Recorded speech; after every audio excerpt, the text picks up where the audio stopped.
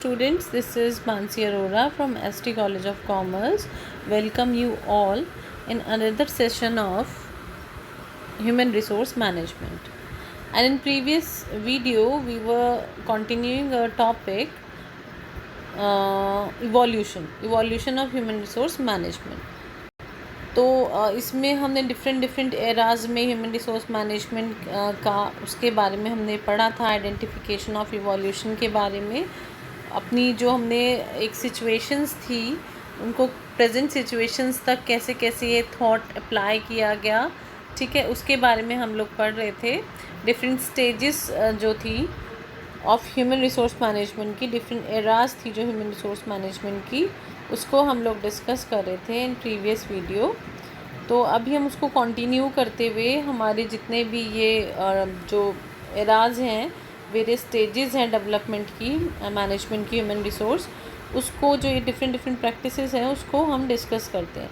तो हमने जैसे प्रीवियस अपने लेक्चर में इंडस्ट्रियल जो रिवॉल्यूशन एरा है इसको पढ़ा था, 19th सेंचुरी में का जो था, इसके बारे में हमने पढ़ा था कि सिस्टमेटिक डेवलपमेंट है ह्यूमन रिसोर्स मैनेजमेंट का जब डेवलप होना स्टार्ट हुआ, ठीक है, इंडस्ट्रियल रिवॉल्यूशन के साथ 1850s में जो वेस्टर्न यूरोप में और यूएसए में ये स्टार्ट हुआ था रिवॉल्यूशन, ठीक है। इसमें डेवलपमेंट मेनली कंसर्न क्या था, डेवलपमेंट ऑफ मशीनरी, कैसे मशीनरी के डेवलपमेंट के थ्रू, मैकेनिकल एनर्जी के थ्रू प्रोडक्शन प्रोसेसेस को हमें एमर्ज करना है। कंसेप्ट ऑफ फैक्ट्री जो हमारा है, कंसेप्ट ऑफ फैक्ट्री में जिसमें लार्ज नंबर ऑफ वर्कफोर्स की ज़रूरत पड़ती है मशीनरी को ऑपरेट करने के लिए, वर्किंग टुगेदर, ये यहाँ से स्टार्ट हुआ था, ठीक है। इसने फैक्ट्री सिस्टम को जो हमारा factory system cottage factory system था उसको रिप्लेस किया थ्रू इंडस्ट्रियल रिवॉल्यूशन के थ्रू, जहाँ पे लार्ज नंबर ऑफ चेंजेस आए, ठीक है।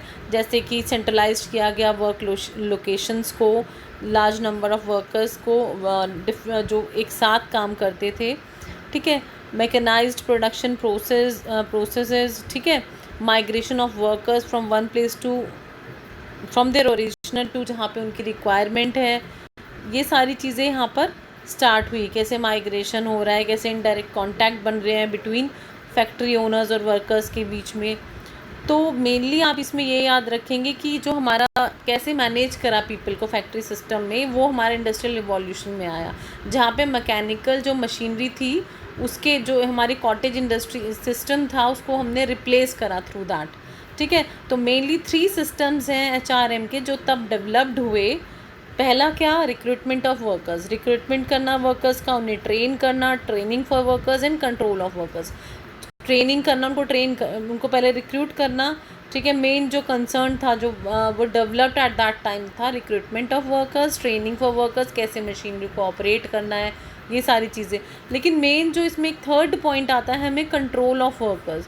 जो फिलॉसफी थी मास्टर सर्वेंट रिलेशनशिप वाली, वो कंटिन्यूड रही। बेसिक फ़िलासफ़ी जो था मैनेजिंग वर्कर्स को, वो रिवॉल्व करती रही around master servant relationship.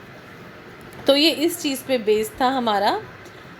Next आता है हमारा नंबर 2, इसमें लिखा हुआ है ट्रेड यूनियन मूवमेंट एरा, ठीक है, जो close to the 19th century का जो हमारा ये एरा है, ये था हमारा वर्कर्स ने जब ऑर्गेनाइज़ करना शुरू करा अपने आप को।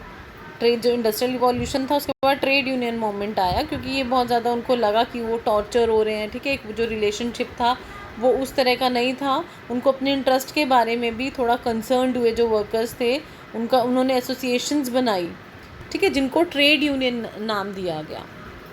तो बेसिक ऑब्जेक्टिव क्या था दीज एसोसिएशंस का, जो एसोसिएशंस थी, सेफ गार्ड करना अपने इंटरेस्ट को, इंटरेस्ट ऑफ देयर मेंबर्स, और अपनी जो प्रॉब्लम्स थी, डिफरेंट प्रॉब्लम्स थी उसको, जैसे एम्प्लॉयमेंट ऑफ चाइल्ड लेबर था या long hour of work, poor working conditions, इन सारी चीज़ पे कंसर्न था वो।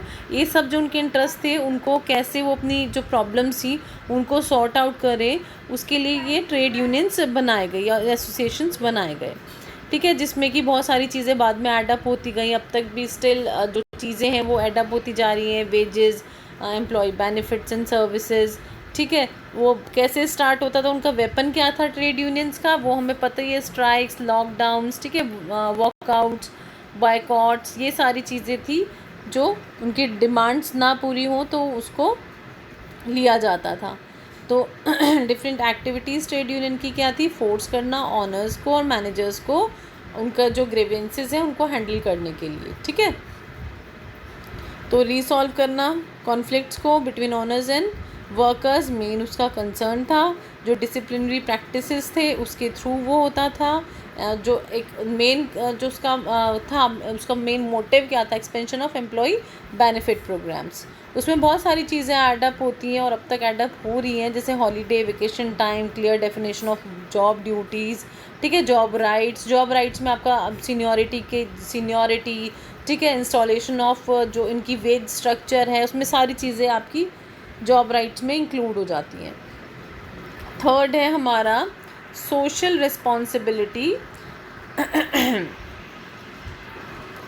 हमारा सोशल रिस्पॉन्सिबिलिटी एरा, जो beginning of the 20th century का सोशल रिस्पॉन्सिबिलिटी एरा।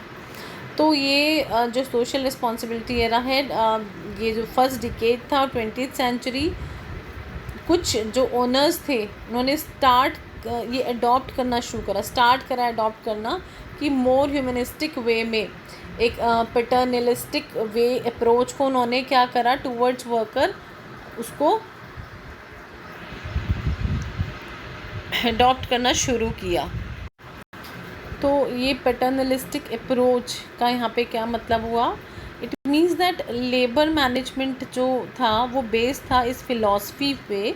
यहाँ पे इस चीज़ को माना गया, इस चीज़ को अडॉप्ट किया गया कि जो ये हमारा लेबर मैनेजमेंट है वो बेस्ड है फिलॉसफी पे कि जो हमारी लेबर है is just like a child और जो ओनर है is just like a father. तो ओनर जो एक केयर करता है लेबर की, just like a father take care of his children. तो वो ये जिन इंडस्ट्रियलिस्ट ने इसको अडॉप्ट किया था पैटर्नलिस्टिक अप्रोच को, उन्होंने ऑफ़र की अपने जो उनके वर्कर्स थे उनको नंबर ऑफ़ कंसेशंस, फैसिलिटीज़, ये सब ऑफ़र किया, ठीक है। उनके रिड्यूस करे वर्किंग आवर्स, इम्प्रूव करी फैसिलिटीज़ जो उनकी वर्क प्लेस की थी, ठीक है। तो ये सारी चीज़ें प्रैक्टिसेस जो सोशल वेलफेयर एस्पेक्ट्स थी जो लेबर मैनेजमेंट के लिए इस एरा में इन सब चीज़ों का हुआ। इसको देखो मेन क्रिटिक्स भी दिए गए हैं पैटर्नलिस्टिक अप्रोच को। ये माना गया है कि ये अडॉप्ट की गई ओवरकम करने के लिए प्रॉब्लम्स जो पोज्ड हो रही थी बाय लेबर यूनियन, वो वहाँ पे बहुत जो एसोसिएशंस थी वो स्ट्रॉन्ग हो गई थी। तो मानना तो यही है कि उसको जो एक ट्रेड यूनियन, जो plenty of trade unions emerge हो गई थी फ्रीक्वेंटली, जो इंटरप्ट करने लगी थी वर्क परफॉर्मेंस पे, ठीक है, वर्क परफॉर्मेंस पे। तो एम्प्लॉयज़ ने ऐसा ऑब्ज़र्व किया कि वर्कर को मतलब एक कंट्रोल किया जा सकता है, ओवरकम किया जा सकता है ये ट्रेड यूनियंस वाली प्रॉब्लम को वेलफेयर स्कीम्स के थ्रू, ठीक है। कंपल्शन नहीं है कि उनको मतलब किसी तरह से उनको उनसे एक जो होता है ना, मतलब एक जो सर्वेंट और एक मास्टर वाला रिलेशनशिप से ही काम हो सकता है। उन्होंने दूसरी फ़िलॉसफी को भी यहाँ पे अडॉप्ट किया। अब फोर्थ आता है हमारा scientific management era. Scientific management era beginning of the 20th century, ठीक है। टेलर के थ्रू ये दिया गया था, स्टार्ट किया गया था, जिनका मेनली हमें याद है कि one best way of doing thing जो बेस्ड है इस चीज़ पे, जिनकी पूरी की पूरी फिलॉसफी, ठीक है, जो टाइम एंड मोशन स्टडीज़ के थ्रू जो था हमारा, जो हमने पढ़ा भी था। तो कुछ एक्सपीरियंस के थ्रू उनको समझ आया कि जो वर्कर्स की प्रोडक्टिविटी है उसको इंक्रीज़ किया जा सकता है। उन्होंने नंबर ऑफ़ पेपर्स और एक्सपेरिमेंट्स लिखे, एक बुक साइंटिफिक मैनेजमेंट बुक भी है उनके थ्रू। तो जो मेन प्रिंसिपल्स हैं, जो हमें टेलर के मेन प्रिंसिपल्स याद है, replacing rule of thumb with science, harmony, ठीक है, not conflict, cooperation not individualism, development of each and every person. ये साइंटिफिक मैनेजमेंट टेक्निक थी जो रिलेटेड थी मैनेजमेंट से और वर्कर्स से, functional foremanship, standardisation, simplification of work, different piece wage system, ये सब की सब अडॉप्ट की गई एंड दैट एरा, ठीक है। नेक्स्ट आता है हमारा human relation era. Around 1920s में मैनेजमेंट रिसर्चर ने एक क्लोज लुक दिया, ठीक है, to human factor at work, ठीक है, and the variables that effective people behaviour. एक जो ह्यूमन फैक्टर था एट वर्क और जो वेरिएबल से जो इफ़ेक्ट करते हैं पीपल्स बिहेवियर को, वो उस चीज़ पे बेस्ड है ये पूरा, इन 1924 एक ग्रुप ऑफ जो प्रोफेसर्स था, उन्होंने इस जो एक ये स्टडी थी इसको डेवलप किया। उन्होंने डिफरेंट रिसर्च की 24 से 32 के बीच में, जिसमें एक कंक्लूजन निकला दैट प्रोडक्टिविटी है वर्कर्स की, वो किस चीज़ पे डिपेंड करती है। उन्होंने अपनी स्टडी के थ्रू इस चीज़ को कंक्लूड किया, जो प्रोडक्टिविटी है वर्कर्स की वो डिपेंड करती है social factor eight the work place. Number 1 तो सोशल फैक्टर्स, जो सोशल फैक्टर्स होते हैं वर्क प्लेस पे, उस पर ग्रुप फॉर्मेशन, ग्रुप इन्फ्लुएंस, कितना इन्फ्लुएंस है ग्रुप फॉर्मेशन, ठीक है, नेचर ऑफ लीडरशिप और सुपरविजन कैसा है, और कम्युनिकेशन पे। तो कंक्लूड किया गया कि in order to have better जो प्रोडक्टिविटी है या मैनेजमेंट है, take care of human relation besides the physical conditions at the work place. तो एक ह्यूमन रिलेशनशिप के थ्रू जो एक बेटर जो क्वालिटी है वो मिल सकती है एट दैट एरा। ये जो एक कंक्लूजन था, जिस चीज़ पे वहाँ स्ट्रेस किया गया, वो इन चीज़ पे बेस्ड है। नेक्स्ट आता है हमारा 6th behavioural science era. Behavioural science era में क्या है, ह्यूमन रिलेशन को एज्यूम किया गया कि जो हैप्पी वर्कर्स है, जो बिहेवियर मतलब उनका बिहेवियर कैसा है, ये बिहेवियरल साइंस एरा में मेनली कंसर्न था कि इसमें ये चीज़ को एज्यूम किया गया कि जितने हैप्पी वर्कर्स होते हैं वो मोर प्रोडक्टिव वर्कर्स होते हैं।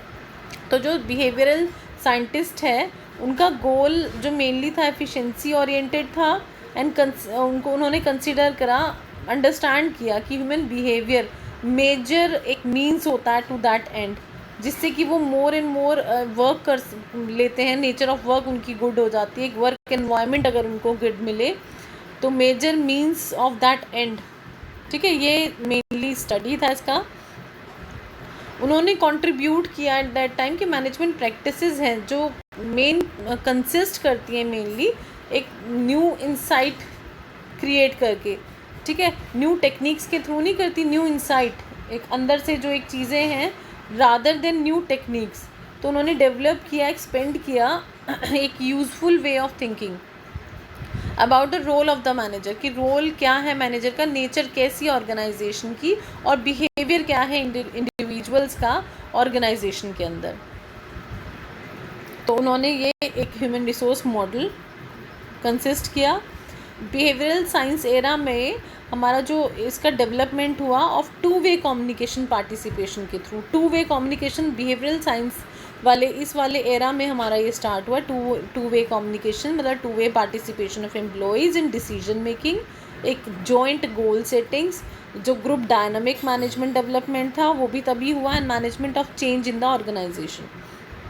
तो ये जो कॉन्ट्रीब्यूशंस हैं बिहेवियरल साइंस के, ये बैकबोन है अभी भी बिहेवियरल अप्रोच की ह्यूमन रिसोर्स मैनेजमेंट के। Even in the present context ये सबसे इम्पॉर्टेंट चीज़ें हैं। ये अगर हम HR पढ़ते हैं तो ये मेन चीज़ें होती हैं, मेन एक जो एक कहते हैं ना जो इन्वॉल्व होती हैं हमारे HRM में। तो बिहेवियरल साइंस एरा आया उसके बाद। नेक्स्ट था हमारा systems and contingency approach era, ठीक है। इसमें क्या था, इसमें अट्रैक्ट किया गया मैक्सिमम अटेंशंस ऑफ थिंकर्स, जो प्रेजेंट एरा में भी है, जो इंटीग्रेटेड एक अप्रोच है जो कंसिडर करती है management of human resources is totally based on किस चीज़ पे बेस्ड होती है, एक्सपीरियंस बेस्ड होती है, एम्पायरिकल डाटा बेस्ड होती है, ठीक है। मेनली जो जो ये बेस्ड होती है, मतलब इसमें मेनली बताया गया कि क्या एक्सपीरियंसेस हैं उनके ऊपर बेस्ड होती है, जो रिलाई करती है different method of analysis involving जो वेरियस म्यूचुअली डिपेंडेंट जो एक वेरिएबल्स होते हैं। तो उसके बाद हमारा नेक्स्ट आता है human resource management era 1980 onwards, जो अभी हमारी मेन जिसका हम पढ़ रहे हैं, जो है हम प्रीवियसली सारे के सारे देखते आ रहे हैं, डिफरेंट जो रिवॉल्यूशंस हैं वो सारे के सारे हम पीछे देखते आ रहे हैं। अब ये लास्ट है हमारा ह्यूमन रिसोर्स मैनेजमेंट। तो इसमें क्या है, जब फैक्ट्री सिस्टम अप्लाई हुआ, जो पूरा जो व्हेन द फैक्ट्री सिस्टम जो अप्लाई किया गया प्रोडक्शन में, large number of workers start करने लगे वर्किंग एक साथ, जो टुगेदर एक साथ वो काम करते थे, तो नीड फेल्ट हुई that there should be someone who should take care of जो एक रिक्रूटमेंट का, डेवलपिंग जो लुक आफ्टर करता है वेलफेयर ऑफ दीज वर्कर्स। तो इस पर्पज़ के लिए इंडस्ट्रियल रिलेशन डिपार्टमेंट ने क्या किया, एक जो एग्जिस्टेंस था उनको लगा एक लार्ज ऑर्गेनाइजेशन के अंदर जो मोस्टली जो वर्कर्स जो हैं, एक इंडस्ट्रियल रिलेशन डिपार्टमेंट बनाया गया, एग्जिस्टेंस में आया, जो कंसर्न्ड रहता था, जो कंसर्न्ड है मोस्टली फॉर द वर्कर्स। तो जब टाइम बीतता गया तो कॉम्प्लेक्सिटी बढ़ती गई ह्यूमन रिसोर्सेज की लार्ज बिजनेस ऑर्गेनाइजेशन में। तो जो स्कोप था इंडस्ट्रियल रिलेशन जो डिपार्टमेंट का, वो जो स्कोप होता है हमारा, वो सब कवर करता है, सुपरवाइजरी स्टाफ, ठीक है, managerial personal, industrial relation department, जिसको हम पर्सनल डिपार्टमेंट कहते हैं, ठीक है, पर्सनल डिपार्टमेंट। उसका मेनली क्या स्कोप होता है, जो इंडस्ट्रियल रिलेशन डिपार्टमेंट है उसका एक्सटेंड करना, जो हमारे कवर सुपरवाइजरी स्टाफ है, मैनेजरियल पर्सनल, ठीक है, ये सारी चीज़ें। तो विद द इंक्रीजिंग जो कंपटीशन था मार्केट के अंदर, जो बढ़ता जा रहा था, जो बढ़ता रहता है ऑलवेज, जो इंक्रीज़ ही करता है कंपटीशन इन द मार्केट, तो तब इंक्लूड हुआ ह्यूमन टैलेंट, इंक्रीज नॉलेज की रिक्वायरमेंट होने लगी, ठीक है। ह्यूमन टैलेंट्स के बिना तो कोई भी चीज़ पॉसिबल नहीं है, तो इंक्रीज नॉलेज, डिफरेंट स्किल्स, ठीक है। ह्यूमन रिसोर्सेज का जो एक फील्ड है वो और डेवलप हुआ।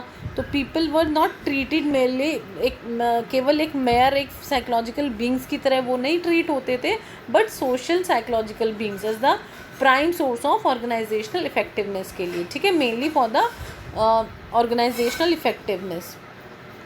तो ये हमारा पर्सनल मैनेजमेंट यहाँ पे